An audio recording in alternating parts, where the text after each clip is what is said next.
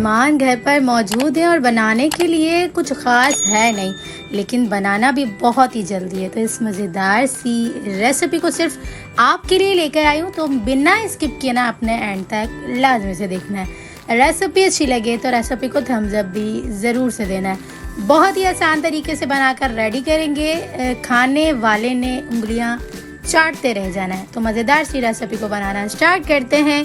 बिस्मिल्लाहिर्रहमानिर्रहीम। सबसे पहले ना हमने यहाँ पर हाफ़ kg जो है ना यहाँ पर बीफ ले लिया हुआ है और बीफ को हमें धोकर ना डायरेक्ट से पैन के अंदर ऐड कर दिया हुआ है। 2 अदद कटिंग की हुई प्याज ऐड कर देंगे।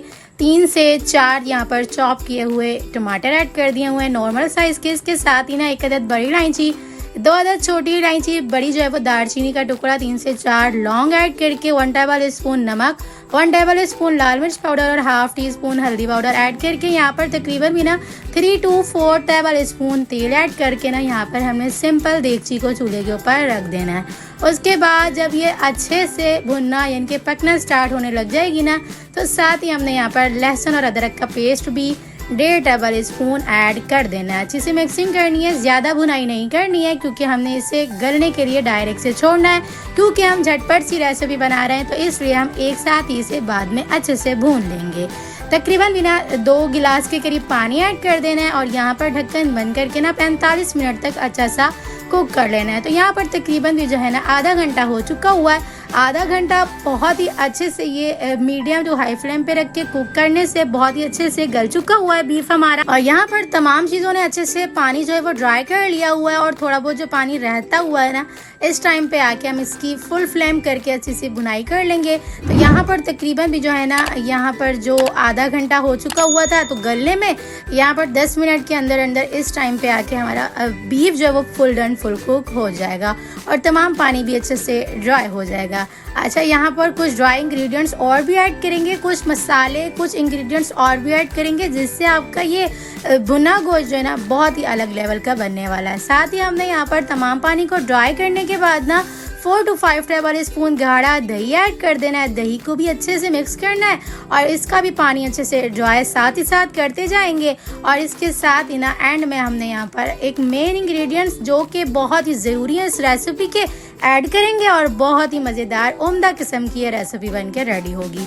तकरीबन भी जो है ना 1.5 टेबल स्पून धनिया पाउडर, हाफ टी स्पून, साथ ही इसके अंदर हम गरम मसाला पाउडर ऐड कर देंगे और यहाँ पर हमने आधा चम्मच के करीब कुटी हुई काली मिर्चें ऐड कर देनी है। ये ज़रूर से ऐड करिएगा, बहुत ही मज़ेदार सा फ्लेवर आएगा। अच्छा, पिसी हुई बिल्कुल भी ऐड नहीं करिएगा क्योंकि ये कलर ख़राब कर देती है आपकी ये रेसिपी का, तो इसलिए कुटी हुई से बहुत ही मज़ेदार सा फ्लेवर आएगा, ज़रूर से ऐड करिएगा। इतनी अच्छे से भुनाई करेंगे कि तमाम चीज़ें अच्छे से पानी जो है ना ड्राई कर लेंगी अपना, और इसके बाद जो है ना अच्छे से तेल ऊपर आ जाएगा। और इसके बाद जब ये तेल ऊपर आ जाएगा ना रेसिपी के यानी कि बीफ के ऊपर, तो यहाँ पर हमने लास्ट में ना 3 से 4 हरी मिर्च ऐड कर देनी है, कटिंग किया हुआ हरा धनिया ऐड कर देना है। इसको भी अच्छे से मिक्स कर लेंगे और इसके बाद 2 से 3 मिनट तक ढक्कन बंद करके हरी मिर्चों को नरम होने और धनिया को नरम होने के लिए छोड़ देंगे।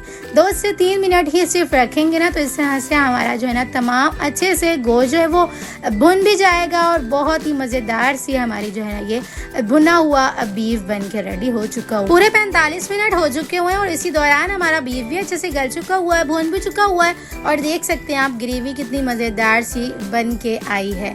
तो इस मज़ेदार सी रेसिपी को आपने पसंद किया है तो प्लीज़ रेसिपी को लाइक करके ज़रूर से जाइएगा और चैनल पर न्यू है तो जल्दी से जाके सब्सक्राइब कर लीजिएगा ताकि मेरी न्यू अच्छी आने वाली वीडियोज़ आप तक आसानी के साथ पहुंचती रहें। अच्छा, यहाँ पर 45 मिनट के अंदर अंदर आप मेहमानों को भी डील कर सकते हैं और इस रेसिपी को भी बनाकर मज़ेदार सा रेडी कर सकते हैं। तो इस रेसिपी को आप नान, चपाती, पराठे के साथ भी इंजॉय कर सकते हैं, लेकिन मैंने इसे जो है ना वो रोगनी नान जो कि कुलचा कहते हैं जिसे उसके साथ इंजॉय किया था। तो देख सकते हैं आप गोश्त भी कितने अच्छे से गल चुका हुआ है। अच्छा, अगर आप बीफ को जो है ना वो कुकर में गला लेंगे ना, तो इससे कम टाइम में आपकी ये रेसिपी बन के रेडी हो सकती है। तो मज़ेदार सी इस रेसिपी को ज़रूर से एक बार मेरी रेसिपी से ट्राई करिएगा और मुझे अपना फीडबैक ज़रूर से दीजिएगा आपको ये रेसिपी कैसी लगी। तो चलें फिर मिलते हैं नेक्स्ट वीडियो में। जब तक अपना ख्याल रखिएगा, मुझे दुआओं में याद रखिएगा। मिलते हैं नेक्स्ट वीडियो में बहुत ही आसान, सिंपल और यूनिक सी रेसिपी के साथ। अल्लाह हाफ़िज़।